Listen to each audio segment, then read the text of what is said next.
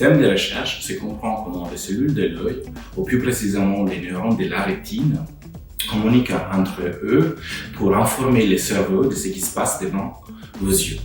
Plus spécifiquement, quand vous ouvrez les yeux, il y a la lumière qui rentre dans les yeux et les neurones de la rétine sont capables de traduire ce signal lumineux, la lumière, dans un langage compréhensible par le cerveau. Et cela, enfin, nous permet de voir.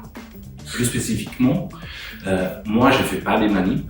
Moi, je travaille avec des modèles mathématiques ou numériques, issus soit de la physique, soit de l'intelligence artificielle, que j'applique aux données enregistrées par mes collègues expérimentateurs.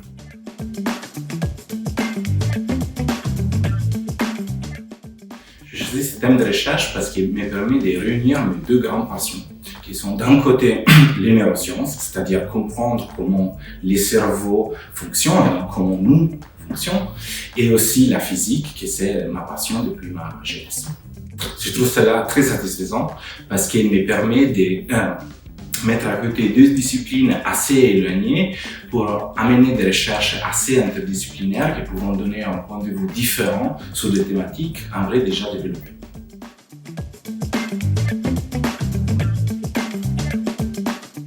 Dans ma recherche, j'aimerais découvrir comment les neurones fonctionnent ensemble, comment ensemble vont résoudre des tâches compliquées, comme par exemple la vision.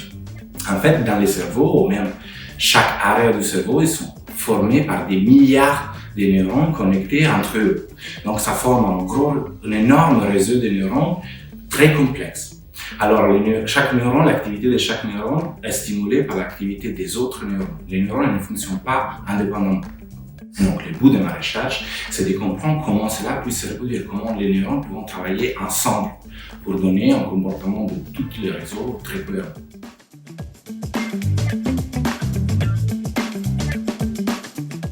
Aujourd'hui, grâce aux thérapies géniques, on est capable de redonner une vision partielle à des patients aveugles.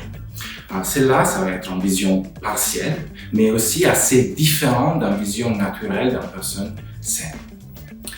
Une des applications concrètes de mes recherches, ce sera de comprendre comment les neurones des patients vont marcher après les traitements avec la thérapie optogénétique. Grâce à cela, moi, je pourrais prédire les comportements de ces neurones et donc améliorer le traitement lui-même pour pouvoir optimiser et obtenir le maximum de résultats.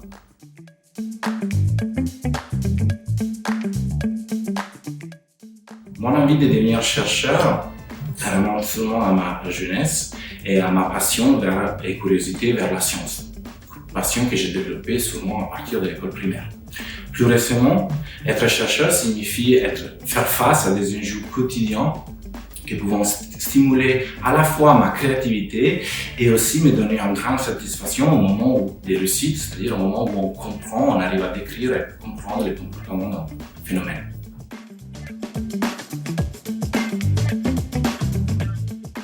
Alors, les mots que j'utilise le plus souvent dans mon quotidien scientifique, c'est un mot très commun dans la vie de tous les jours, c'est le mot modèle. En vrai, le mot modèle, c'est un mot très particulier parce qu'il est capable de changer très rapidement signifié selon les contextes. Dans l'art, un modèle, c'est une personne, un objet qu'on doit reproduire. Dans la mode, un modèle, c'est typiquement un mannequin.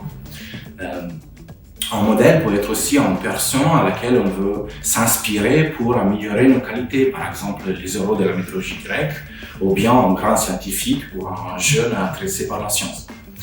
En biologie, c'est tout autre chose. En biologie, un modèle, c'est un type d'animal très spécifique. Dans ma recherche en particulier, un modèle, c'est un outil numérique ou mathématique qui me permet de prédire les comportements des neurones. Par exemple, de prédire comment les neurones de la rétine vont répondre en stimulation visuelle.